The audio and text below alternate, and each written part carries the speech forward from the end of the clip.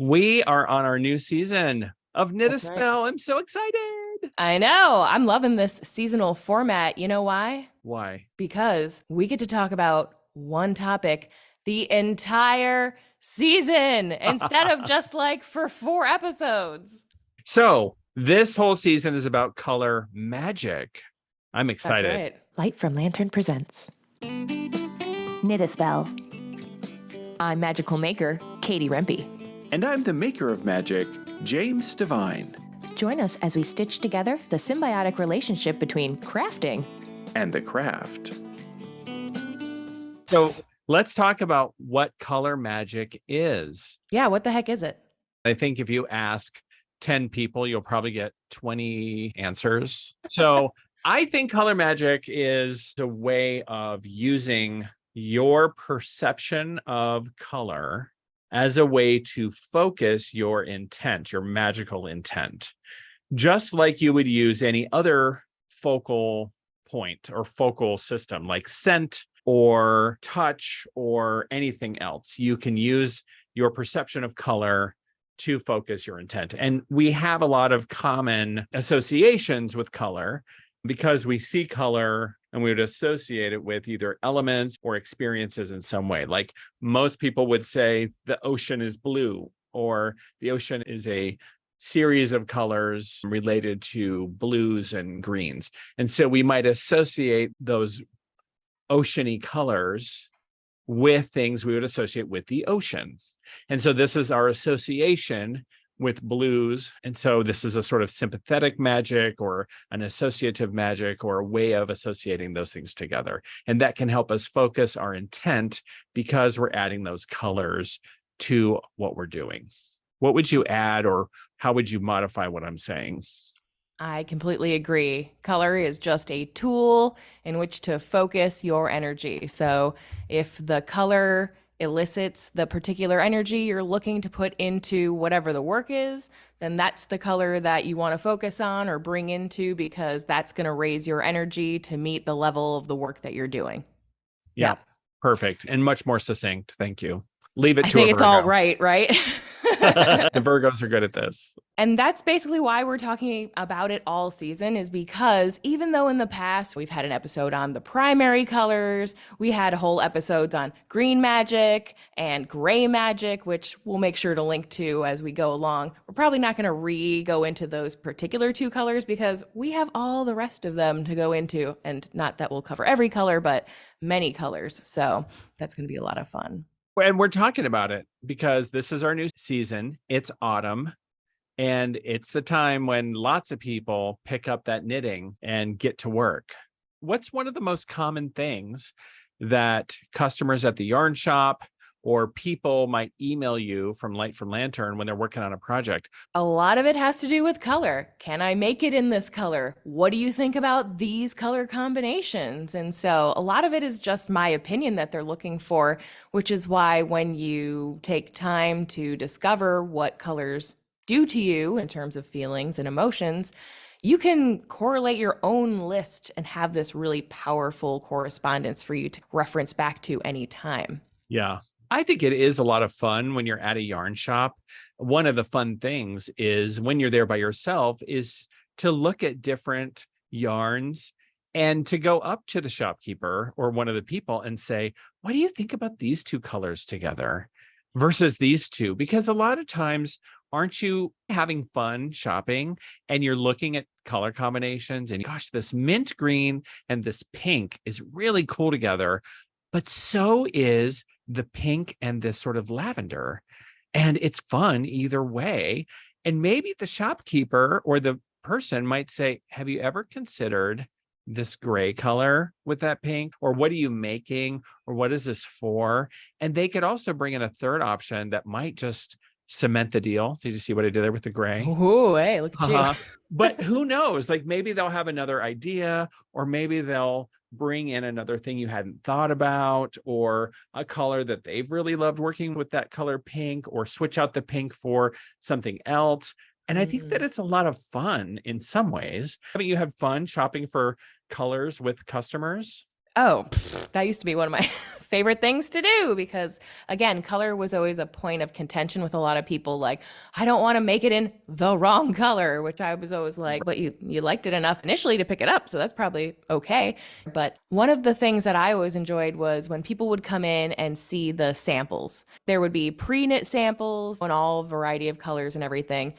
I would say 8 or 9 times out of 10, folks end up making exactly the same colors that they have seen the sample in because they know it works, not because they're not creative and not because they couldn't do just as good of a job, but because they already see proof that it works. Or they shop for colors that they're already wearing, which is always fun too. Oh, does this look good on me? And you just go, whoop, yep, it does. And it currently does. So there you go. Because you're wearing that rust color right now. That's right. Yes. And are they surprised that they're actually wearing that color? Every time. Sometimes. It's always like, oh, I guess you're right. I'm excited for this season because we have some kick-ass guests. Oh man, yes. We have so many great guests. We have, in fact, one awesome guest for every month. So 3 guests, 1 per month for this season. So Very who do we have in exciting. September? September, we have knitwear designer Stephanie Dosen Hart of Tiny Owl Knits. Okay, so if you're a knitter, you already probably know about Stephanie Dosen Hart. Or if nothing else, the Beekeeper's Quilt, of which you may have one cast on in your stash. You probably have a few of those little hexagons somewhere in your life.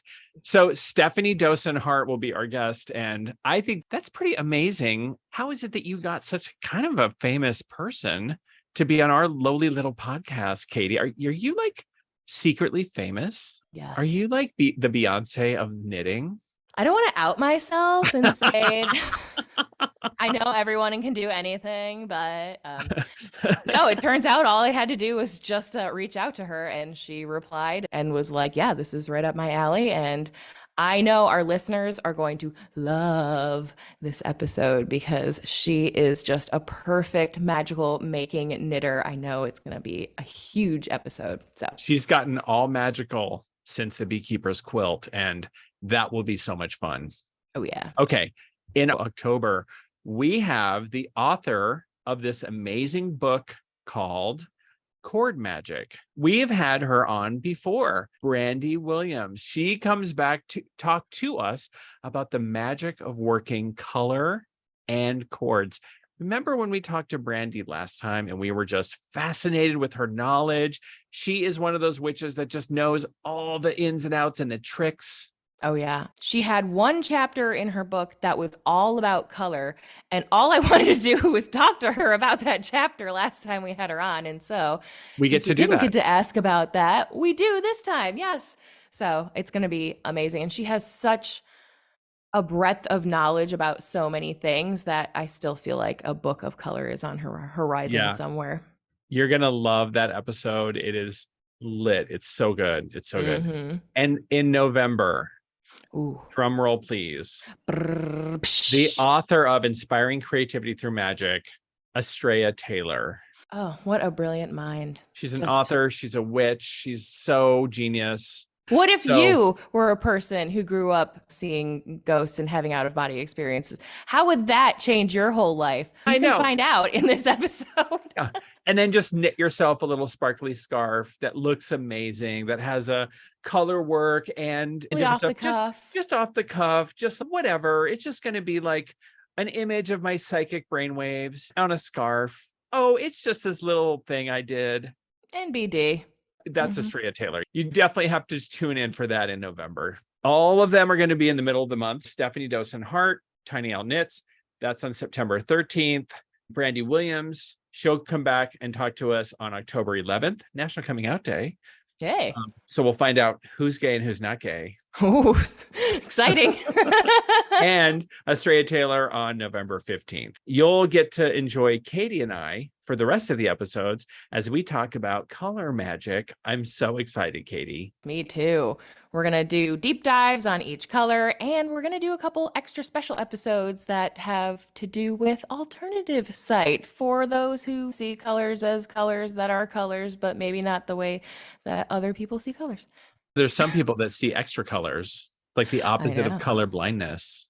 If any tetrachromats are listening, please drop me an email. We would love We to talk need to you. you. Yes. All right. Let's take a quick break because when we come back, I have some questions that we're going to do some rapid fire question and answer to each other, and it has all to do with color. So sit back, take a break, and we'll be right back.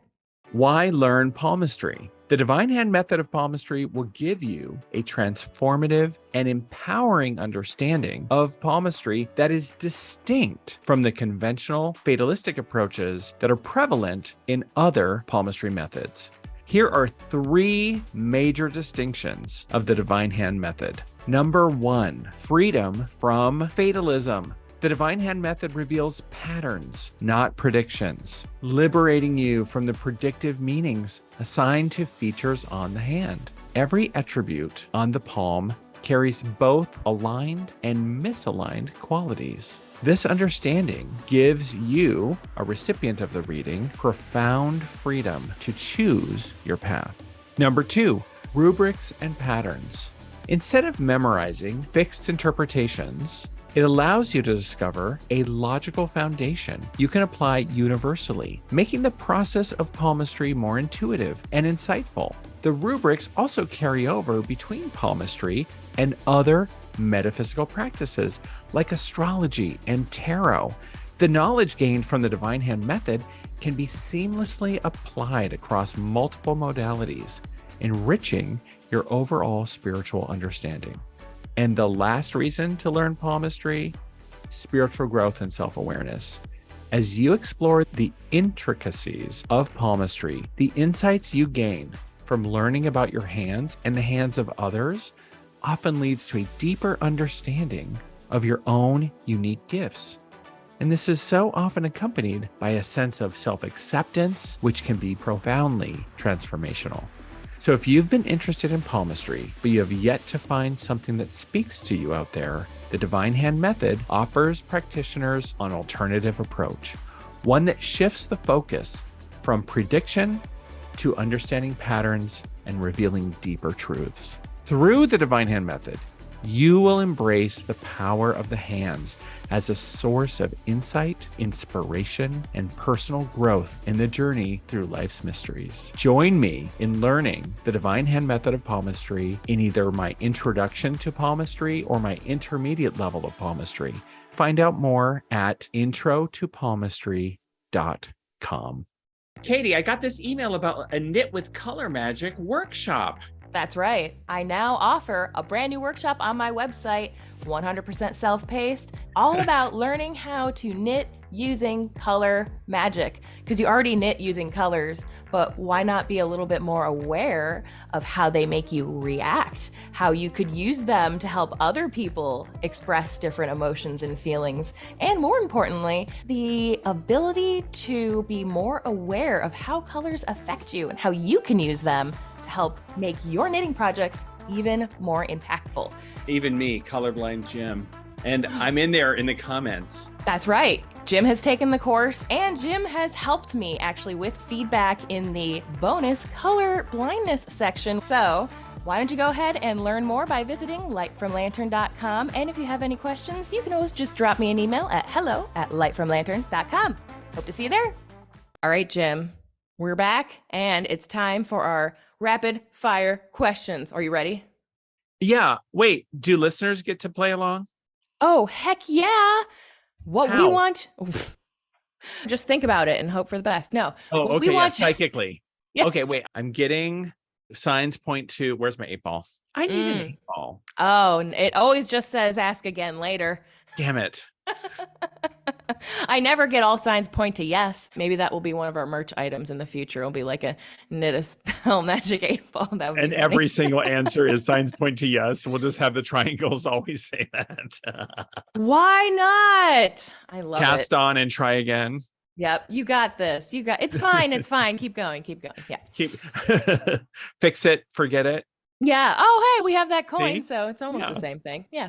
What you can do that maybe will be a little bit easier than building a psychic connection with us, I don't know, is you can either drop us a comment on our YouTube channel, like in this very episode that you're probably watching right now, to give us the answers to the question, which are in the show notes. So if you're like a Virgo like me and you're like, I need the questions so that I can craft my answers to them, they're right there. You could also just email them to us, which is knittaspellpodcast@gmail.com. All info will be in the show notes. Or if you're an Aries like me, you could just scream them out in the car as you're driving along. Yeah, and then go on your merry way and be so happy. Yeah, I'll hear them. Yeah. You can hear all the Aries screams. All the Aries screams. We love it. Oh, I'm going to start listening. I want to hear them too. All right. So, Jim, what is your favorite color? Purple. Oh, well, that was easy. Purple looks like blue, but it has something else going on. It's a deeper vibrating purple that pulls and tugs at my spine in some weird way between my solar plexus and my second chakra. So I don't know what it is about purple. I always have to ask if something is blue or purple because I don't trust my eyeballs, but I know I love it. Very good. What's your favorite color, Katie? Yellow. It is? Yes. Which is type of yellow. Like a golden yellow. Not like a highlighter yellow, but like a golden, warm sun, honey yellow, like bees and like that kind amber. Yeah. Amber is the color of my energy. You know what I'm saying? Don't sue me, 311. I have a little piece of amber right there. Oh, that's it. That's the color. Wow. My first car was yellow. I loved it. I always thought it was lightning fast and so fun, and that I would never get hit by anybody with it because that would be your fault, sir or ma'am. I am driving a yellow car. You didn't see me? Yeah, come on. You're like, but lady, you ran the stop sign. But I was driving a yellow car. And you didn't see me run it? No. How dare you, Jim? All right. What's your least favorite color? Jim, this is awkward for me to admit, but it's been purple. I never had much of a relationship with purple for whatever reason. And whenever the only like positive purple feeling that I have is like purple is the color of magic. So that is at least one thing. But otherwise, I was always like, oh, purple is so costumey. What's your least favorite color? Yellow. I'm just kidding. My least favorite color is green. Oh, okay. Yeah, it's not a color I see. Pretty much bland. I have, I think, only 2 shirts that are green of my entire sort of extensive wardrobe. I have very little green. I have to remember that they're green. And yeah, it's not a color that I have much connection with. That makes sense. Here's question number 3. Yeah. How does seeing a rainbow make you feel? Joyful. Oh, I love seeing a rainbow. I love seeing a rainbow. A real rainbow in the sky is really pretty. I love seeing rainbow flags. I love seeing unicorns and rainbows. Anytime I see the rainbow, it's always rainbow sidewalks, whatever it is. I'm always like, oh, that's so pretty. It's all the colors together. Mm-hmm. So I always get super like excited, and it just gives me happiness. Like, how could it not? Yeah. What does seeing a rainbow mean to you, Katie?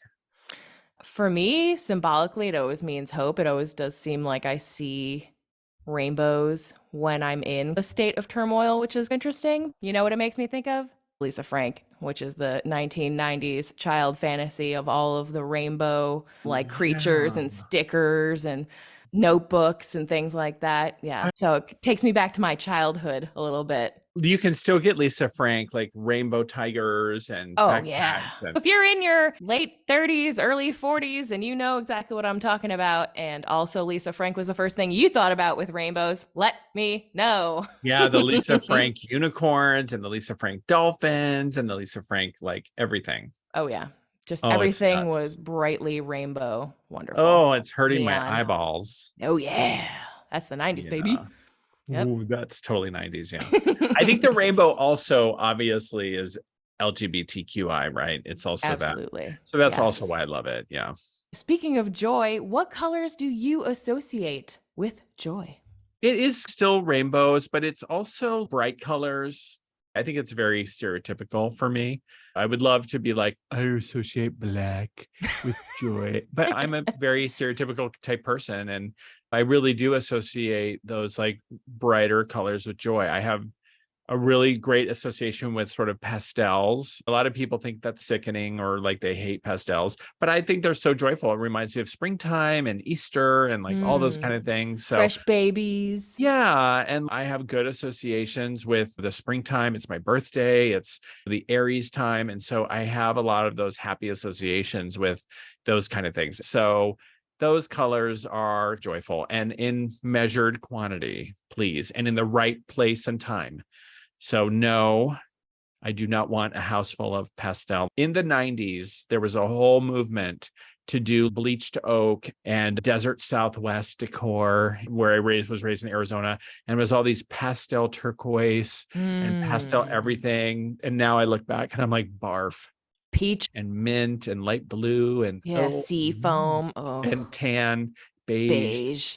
Sea foam. Yeah. And at the time, it was all the rage. Yeah, I the same. Yellows. What about you?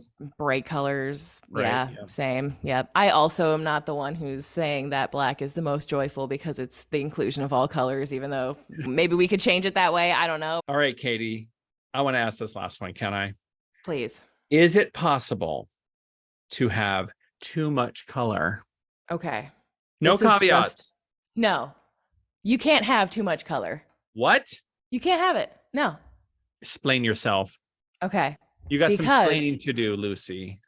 at a certain point, the more you add, the more it matches. The chaos becomes some semblance of matching. Yes, look at these beekeeper quilts. They have all random colors, but the fact that they're all random colors suddenly works. So I think there's a spectrum of you either have to be very curated or you have to just go balls to the wall, no pun intended, sort of. Balls to the wall is an Air Force reference. Yes, all colors, all or nothing. Okay. What do you think? The correct answer to this question. Yes, it's possible to have too much color. You wild ass person, you. All right, that's fair. You're entitled to It your is opinion. possible I to have guess. too much color. It is possible to go overboard. What are we switching signs? Are you a trans Aries? Am I a trans Virgo? I think we're using our rising or our ascendant or something, because this is my Virgo rising speaking. Like, I appreciate being a little bold and getting a little out there with some colors, but I think that I have up Lisa Frank images and I'm like minimizing that window right now because, dude, Lisa tripping. Yeah, oh, definitely. Is And, on some like, great everyone sheets. needs to come down off their acid trip at some point. So it's possible to have too much of a good thing. It's possible to overdo everything. So I think that it is possible to have too much color, and having too much color is great, but having too much color is good in measured doses. So yes, I want too much color on a beekeeper quilt, but I don't want too much color everywhere else. That's fair. If you guys like these questions and are ready to give us your 100% honest answers that have no room for any other interpretation, let us know in the comments. We want to hear from you. I want to know. And I heard you, Aries, screaming out of your car. Did you agree with me or did you not agree with me? And what did you think about Katie's opinion about purple? How dare she? Oh, the nerve of her. Honestly, what did purple ever do to you? Nothing. I don't Shove know. its I just grapey artificial taste down your mouth. It was always like purple or blue. And I was like, I guess blue. I don't know. Sorry, You want- purple. This has been so much fun. I can't wait till next week. Yes. Next week is our first guest episode. So you won't have to wait too long to hear from Stephanie Dosenhart, Tiny Owl Knits. Yay! Yay! All right, Jim. I guess I'll let you get on with your life. Well, you want to go out and love purple? Whatever. Yeah, All right. I'm going to go out and enjoy some purple. In fact, here to say goodbye, I'm going to wear a special treat for you. Ooh. My sunglasses that are two colors, gold and purple. Nailed it. It's almost like you knew what was going to happen today. Almost. I didn't know, but just so I happens. know. Oh, All right, well, Jim is looking too cool for school over here with his new shades. Make sure to subscribe to our YouTube channel and get all those notifications about our cool new episodes and all of this nice season that's coming up. That would help us a lot. See you next week, everybody. See you then. Thanks for listening. If you enjoyed the show, consider sharing it with a friend, leaving a review on iTunes and Spotify, or following Knit a Spell on Instagram. You can also subscribe to the Light from Lantern YouTube channel to enjoy full episodes of Knit a Spell and see our happy faces. You can also learn more about readings, classes, and events going on with your favorite maker of magic, James Devine, by visiting thedivinehand.com and subscribing to his newsletter. Then follow Jim's fun and interactive Instagram account at DivineHandJim. Keep up with Katie, the magical maker, by subscribing to her newsletter at lightfromlantern.com. You'll receive a free knitting pattern as a thank you gift. Then follow Katie on Instagram at lightfromlantern for even more magical making tips. See you next week.